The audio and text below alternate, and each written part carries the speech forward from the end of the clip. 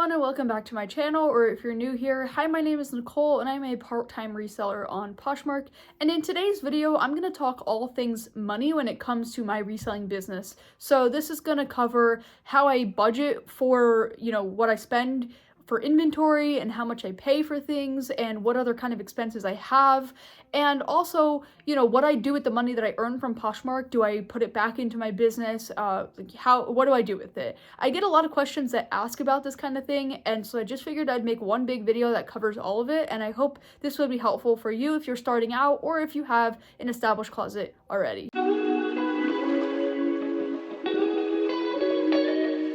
Okay, so let's start off by talking about how I get my items, what I pay for them typically, what I kind of budget for myself. I don't really have a typical amount that I spend each month because it really depends on when I'm able to get to the thrift stores. I can't go on a consistent basis because I work a full-time job. So for me, it's basically whenever I find time to go. So that could be once every other month, once every 3 months. It's really not that frequent. Sometimes it's even twice in a month. It really just depends.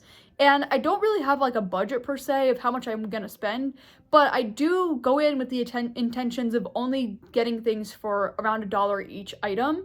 So I only go to, Goodwill on Dollar Day, or I go to the bins where I could basically get things for around $1 each.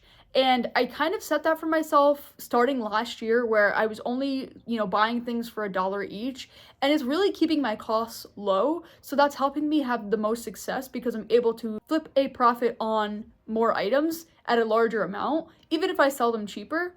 So in terms of budgets, I don't have a set amount, but I do kind of let myself only buy things if they're really, really cheap. I do not buy things full price at the Goodwill. I think the Goodwill really overcharges for things, and I don't really go anywhere else to get inventory.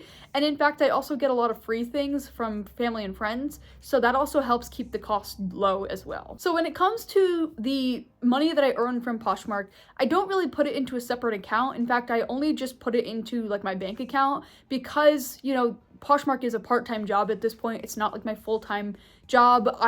It's not money that I kind of like survive off of. I don't use it to pay my bills and stuff. I just use it as extra income. So for me, I just put it right into my bank account, and then I put it into a interest account that earns money and grows more. And so for me, it's more just like extra, but I know a lot of people that use this as a full-time job probably really need to use their money and invest it back into their business to buy, more inventory, or they use it to pay their bills. And I think that's totally fine if that's what you need to do. But for me right now, it's more just extra income, just nice to have income. My real job that I do during the day is, what I kind of live off of, and that's more of like my spending money. And so for me, for Poshmark, it's not like I'm like, earning some money and then putting it away and then using that to then buy new inventory. It doesn't really work that way for me. I just cash out at random times, put it in to the bank account so it could grow, and then basically I just spend. And there's not really a rhyme or reason to how I do it. And I think a lot of people expect there to be a rhyme or reason, and they think that there's, have to be a certain equation that you follow to, that makes the most sense. And for me, this is just what's worked. I know this is not going to work for everyone, and maybe this isn't going to be super helpful for some people, but if you're just starting out and you're doing this part-time, maybe you can, set up a separate bank account for your Poshmark, and maybe you could have those earnings go into it, and then you could take out, whatever inventory you buy out of that bank account. So it's like divided. And maybe that would be helpful for some people. I had just never found it to be that helpful for me, and I just never did it from the start. Okay, so I hope this video kind of helped some people. I know it might not be exactly what people were expecting. Maybe people thought I had a specific system that I followed, but I really don't, and I just figured I would touch upon it because I get a lot of questions that ask about this, and I never really know what to say because I feel like the way I handle it might not be what works for everybody else.